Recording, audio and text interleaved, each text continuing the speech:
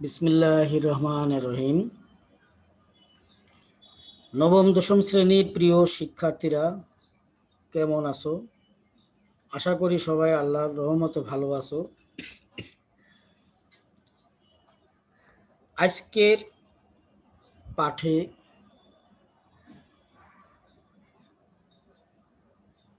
সবাইকে স্বাগতম।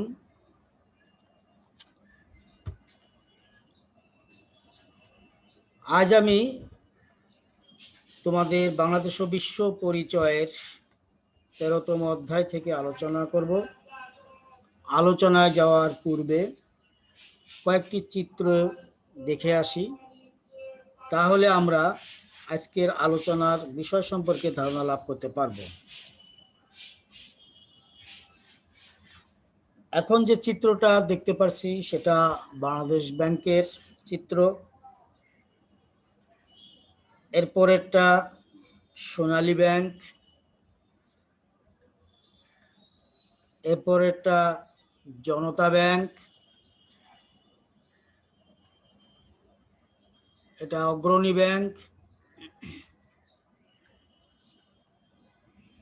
বাংলাদেশ কৃষি ব্যাংক,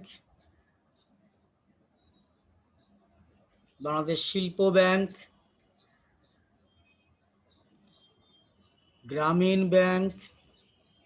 আজকের পাঠ হচ্ছে বাংলাদেশের ব্যাংক ব্যবস্থা। ব্যাংক কি? ব্যাংক হলো জনসাধারণের অর্থ গচ্ছিত রাখার এবং ঋণ গ্রহীতাদের বিভিন্ন মেয়াদি ঋণ প্রদান করার প্রতিষ্ঠান। জনসাধারণ তাদের আয় বা উদ্বৃত্ত অর্থ নিরাপদে সঞ্চয়ের জন্য ব্যাংকে জমা রাখে। ব্যাংক জনসাধারণের এই গচ্ছিত অর্থ উদ্যোক্তা, উৎপাদনকারী, ব্যবসায়ী ও ঋণ গ্রহীতাদের ঋণ হিসাবে প্রদান করে এবং এই ধরনের ঋণের উপর সুদ আদায় করে। অর্থাৎ কোনো ব্যক্তি ব্যাংকে টাকা জমা রাখলে তার এই টাকাটা ব্যাংক বিভিন্ন ব্যবসায়ী, উৎপাদনকারী বা উদ্যোক্তা এদের মধ্যে ঋণ দিয়ে থাকে। সঞ্চিত অর্থের উপর ব্যাংক যে সুদ দেয় তা ঋণ গ্রহীতাদের নিকট হতে ব্যাংক যে সুদ নেয় তার চেয়ে কম। সুদের এই পার্থক্যই ব্যাংকের মুনাফা। মূলত এই মুনাফার উপর ভিত্তি করে ব্যাংক টিকে থাকে। এই কারণে ব্যাংককে ঋণের কারবারি বলা হয়।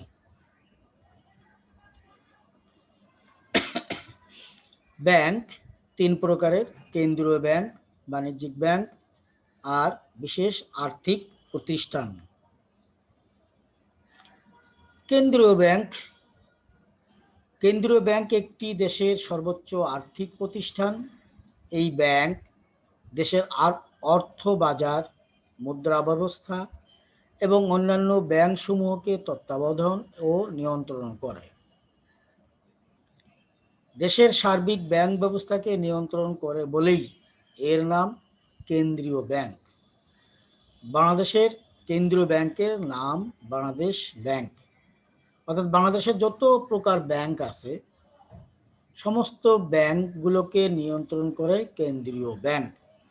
আর বাংলাদেশের কেন্দ্রীয় ব্যাংকের নাম হচ্ছে বাংলাদেশ ব্যাংক। চিত্রে তোমরা দেখতে পাচ্ছ। এখন কেন্দ্রীয় ব্যাংক কি কি কাজ সম্পাদন করে? দেশের কাগজি মুদ্রার প্রচলন ও মুদ্রা ব্যবস্থা স্থিতিশীল রাখা কেন্দ্রীয় ব্যাংকের গুরুত্বপূর্ণ কাজ। কেন্দ্রীয় ব্যাংক কর্তৃক পরিচালিত মুদ্রাই দেশের চিহ্নিত মুদ্রা। অর্থাৎ কেন্দ্রীয় ব্যাংক টাকা ছাপানো এবং মুদ্রা ব্যবস্থা স্থিতিশীল রাখা কাজ করে। আর এই ব্যাংকের অনুমোদনই যে টাকা আসে সেটাই হচ্ছে চিহ্নিত মুদ্রা। 2, কেন্দ্রীয় ব্যাংক মূলত সরকারের ব্যাংক। সরকারের প্রতিনিধি হিসেবে বিনা খরচে বিভিন্ন উৎস থেকে সরকারের পাওনা আদায় এবং বিভিন্ন খাতে সরকারের দেনা পরিশোধ করে। 3. কেন্দ্রীয় ব্যাংক সরকারের আভ্যন্তরীণ ও বৈদেশিক ঋণের হিসাব নিকাশ করে ও ব্যবস্থাপনার দায়িত্ব পালন করে। এই ব্যাংক সুদ ছাড়া সরকারের অর্থ জমা রাখে, প্রয়োজন বোধে সরকারকে ঋণ প্রদান ও আর্থিক ব্যাপারে পরামর্শ দান করে। 4. কেন্দ্রীয় ব্যাংক অন্যান্য ব্যাংককে তাদের মূলধনের নির্দিষ্ট অংশ কেন্দ্রীয় ব্যাংকে জমা রাখতে হয়। অর্থাৎ যতগুলো ব্যাংকই থাকুক না কেন, তার একটা নির্দিষ্ট পরিমাণ অর্থ কেন্দ্রীয় ব্যাংকে জমা রাখতে হয়। এই কারণেই যে প্রয়োজন বোধে কেন্দ্রীয় ব্যাংক বিপদের সময় অন্যান্য ব্যাংকগুলোকে ঋণ প্রদান করে এবং জনগণের চাহিদা মেটায়। ঋণ নিয়ন্ত্রণ করা কেন্দ্রীয় ব্যাংকের অন্যতম প্রধান কাজ। মুদ্রা সংকোচন এবং মুদ্রাস্ফীতি এড়ানোর লক্ষ্যে এই ব্যাংক ঋণ নিয়ন্ত্রণের বিভিন্ন পদক্ষেপ গ্রহণ করে। মুদ্রাস্ফীতি কি? যখন মানুষের হাতে টাকা বেশি হয়ে যায়, দ্রব্যমূল্যের দাম বৃদ্ধি পায়, তখন সেটাকে বলা হয় মুদ্রাস্ফীতি। তখন কেন্দ্রীয় ব্যাংক আস্তে আস্তে বাজার থেকে টাকা উঠিয়ে নেয়। 6. বাণিজ্যিক ব্যাংকগুলো যখন আর্থিক সংকটের সম্মুখীন হয় এবং অন্য কোনো উৎস থেকে ঋণ গ্রহণে ব্যর্থ হয়, তখন কেন্দ্রীয় ব্যাংক বাণিজ্যিক ব্যাংকগুলোকে ঋণ প্রদান করে আর্থিক সংকটের হাত থেকে রক্ষা করে। এই জন্য কেন্দ্রীয় ব্যাংককে সর্বশেষ পর্যায়ে ঋণদাতা বলা হয়। 7. কেন্দ্রীয় ব্যাংক বিভিন্ন ব্যাংকের পারস্পরিক দেনাপাওনার ক্লিয়ারিং হাউস বা নিকাশ ঘর হিসেবে দায়িত্ব পালন করে। কেন্দ্রীয় ব্যাংক বিভিন্ন ব্যাংকের চেকের মাধ্যমে আন্তঃব্যাংক দেনাপাওনা মিটিয়ে থাকে। নিকাশ ঘর বা ক্লিয়ারিং হাউসটা কি? মনে করে একজন ব্যবসায়ী, সে বিভিন্ন জনের কাছে মাল বিক্রি করলো, তখন তারা নগদ টাকার পরিবর্তে চেক দিল। এখন এই চেক বিভিন্ন ব্যাংক থেকে আসতে পারে। সোনালী ব্যাংক, জনতা ব্যাংক, অগ্রণী ব্যাংক, কৃষি ব্যাংক, ব্র্যাক ব্যাংক, বিভিন্ন ব্যাংক থেকে চেক আসলো। এখন ওই ব্যবসায়ীর অ্যাকাউন্ট আছে সোনালী ব্যাংকে, তখন সে কি করবে? তখন তো সে বিভিন্ন ব্যাংকে চেক নিয়ে দৌড়াবে না, তখন সে ওই সোনালী ব্যাংকেই সমস্ত চেকগুলো জমা দিবে। তখন ওই সোনালী ব্যাংক তার পাওনা বা দেনা মিটিয়ে দেবে। আর এই টাকাটা, বিভিন্ন ব্যাংকের যে টাকাটা, এটা কেন্দ্রীয় ব্যাংক সমন্বয় সাধন করবে। এটাকেই বলা হয় নিকাশ ঘর বা ক্লিয়ারিং হাউস। 8. কেন্দ্রীয় ব্যাংক নিজ দেশের আন্তর্জাতিক মুদ্রা ভান্ডার ও বিশ্ব ব্যাংকের প্রতিনিধি হিসেবে কাজ করে। কেন্দ্রীয় ব্যাংক স্বর্ণ, রৌপ্য প্রভৃতি মূল্যবান ধাতু ও উপার্জিত বৈদেশিক মুদ্রা সংরক্ষণ করে। 9.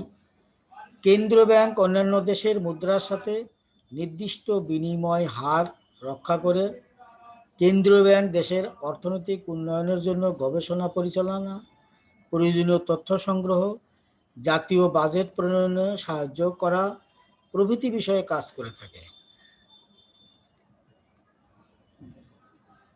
এরপর আসছে বাণিজ্যিক ব্যাংক। বিভিন্ন প্রকার বাণিজ্যিক ব্যাংক রয়েছে। সোনালী ব্যাংক, জনতা ব্যাংক, অগ্রণী ব্যাংক, কৃষি ব্যাংক, শিল্প ব্যাংক, এগুলোকে বাণিজ্যিক ব্যাংক বলা হয়।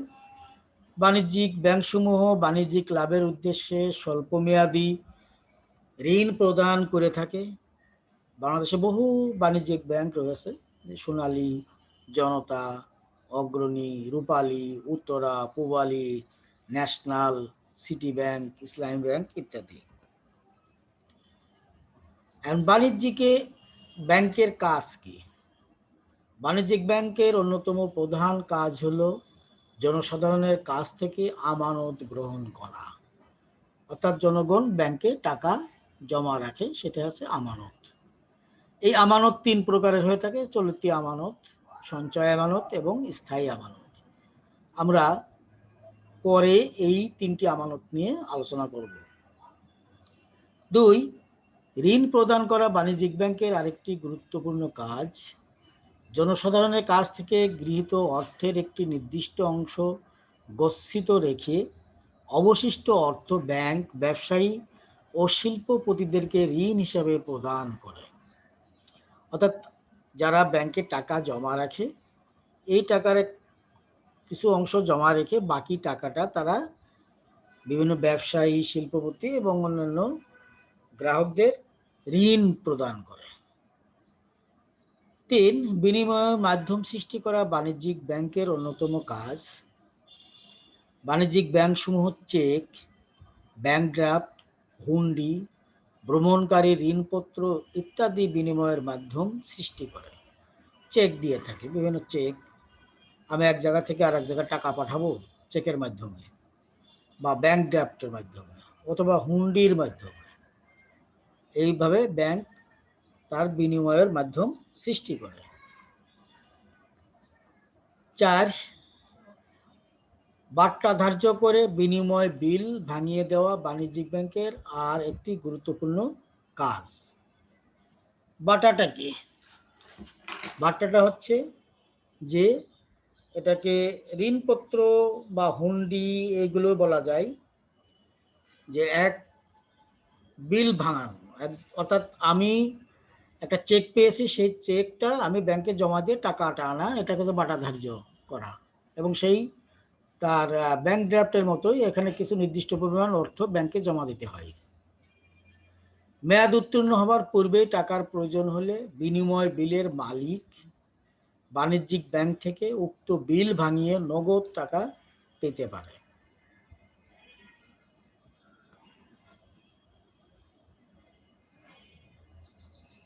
৭.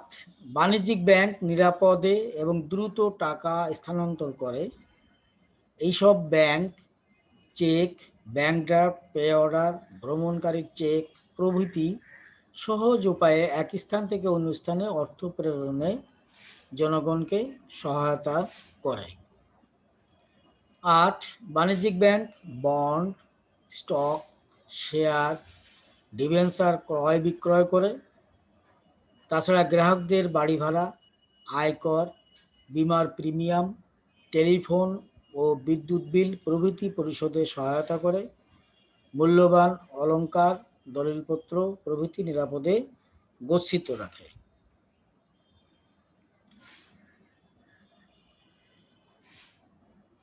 আগে বলেছিলাম যে আমরা 3টি আমানত নিয়ে আলোচনা করব। এই 3টি আমানতের মধ্যে চলতি আমানত। চলতি আমানতের গচ্ছিত অর্থ যে কোনো সময় তোলা যায়। এই আমানতের জন্য ব্যাংক আমানতকারীকে কোনো সুদ প্রদান করে না। এবার হচ্ছে সঞ্চয় আমানত। সঞ্চয় আমানত থেকে সপ্তাহে 1 বা 2 বার অর্থ উত্তোলন করা যায়। এই জন্য ব্যাংক আমানতকারীকে অল্প সুদ প্রদান করে। স্থায়ী আমানত। যে আমানত একটি নির্দিষ্ট সময় অতিক্রান্ত হওয়ার পর তোলা যায় তাকে স্থায়ী আমানত বলে। স্থায়ী আমানতের জন্য আমানতকারীকে উচ্চ হারে সুদ প্রদান করা হয়। এটাকে বলা হয় ফিক্সড ডিপোজিট। অর্থাৎ আমি 5 বছরের জন্য বা 10 বছরের জন্য ব্যাংকে টাকা জমা রাখলাম, সেখান থেকে ব্যাংক আমাকে উচ্চ হারে সুদ প্রদান করবে। এর আগে এই টাকাটা উত্তোলন করা যাবে না।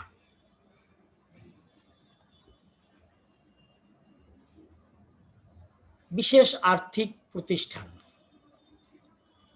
বিশেষ লক্ষ্য অর্জনে আমাদের দেশে কতিপয় ব্যাংক প্রতিষ্ঠিত হয়েছে। এই ব্যাংকসমূহকে বলা হয় বিশেষ আর্থিক প্রতিষ্ঠান। যেমন শিল্প উন্নয়নের জন্য শিল্প ব্যাংক, কৃষি উন্নয়নের জন্য কৃষি ব্যাংক, গৃহ নির্মাণ ঋণের জন্য গৃহ নির্মাণ ঋণদান সংস্থা, দরিদ্র জনসাধারণকে ক্ষুদ্র ঋণ প্রদানের লক্ষ্যে গ্রামীণ ব্যাংক সৃষ্টি হয়েছে। আরও অনেক প্রকার ব্যাংক আছে, ব্র্যাক ব্যাংক আছে, তারপরে কর্মসংস্থান ব্যাংক আছে, আরও অনেক ব্যাংক আছে। এগুলোকে বলা হয় বিশেষ আর্থিক প্রতিষ্ঠান। বাংলাদেশ কৃষি ব্যাংক। কৃষি ব্যাংক দরিদ্র বিমোচন এবং কর্মসংস্থান সৃষ্টিতে এই ব্যাংকের রয়েছে গুরুত্বপূর্ণ ভূমিকা। বাংলাদেশ কৃষি ব্যাংক কৃষির উৎপাদন বৃদ্ধির জন্য কৃষকদের স্বল্প, মধ্যম ও দীর্ঘমেয়াদী ঋণ প্রদান করে থাকে। হালের বলদ ক্রয়, বীজ, সার, কৃষি যন্ত্রপাতি ক্রয়, পানি সেচের জন্য শক্তিচালিত পাম্প, গভীর ও অগভীর নলকূপ স্থাপনে কৃষি ব্যাংক ঋণ প্রদান করে। বর্তমানে কৃষিকাজ ছাড়াও হাঁস মুরগি ও পশুপালন, মৎস্য উৎপাদন, গুটি পোকার চাষ, ফল ও ফুলের চাষ, কুটির শিল্পের জন্য এই ব্যাংক ঋণ প্রদান করে থাকে। গ্রামীণ ব্যাংক। গ্রামীণ ব্যাংক একটি ব্যতিক্রমধর্মী ব্যাংক হিসেবে বাংলাদেশে আত্মপ্রকাশ করেছে। এটি পল্লীর ভূমিহীন নারী ও পুরুষের ঋণ দানের জন্য একটি বিশেষ অর্থ লগ্নিকারী প্রতিষ্ঠান। গ্রামীণ ব্যাংক বাংলাদেশের দরিদ্র পুরুষ ও নারীদের বিনা জামানতে ব্যাংকিং সুবিধা প্রদান করে। গ্রামীণ মহাজনদের শোষণ হতে গরিব মানুষকে রক্ষা করার মহান ব্রত নিয়েই এই ব্যাংকের যাত্রা শুরু হয়। এই ব্যাংক গ্রামের বিশাল বেকার জনগোষ্ঠীর জন্য স্বকর্মসংস্থানের সুযোগ সৃষ্টিতে ব্যাপক ভূমিকা রাখছে। তো প্রিয় নবম দশম শ্রেণীর শিক্ষার্থীরা, আশা করি তোমরা বাংলাদেশের ব্যাংক ব্যবস্থা সম্পর্কে ধারণা লাভ করতে পেরেছ। যদি কারো কোনো সমস্যা থেকে থাকে তাহলে কমেন্টসে কমেন্ট করবে, আমি তোমাদেরকে যথাযথ উত্তর দেওয়ার চেষ্টা করব। তো সবাই সুস্থ থাকো, ঘরে থাকো, ভালো থাকো। আল্লাহ হাফেজ।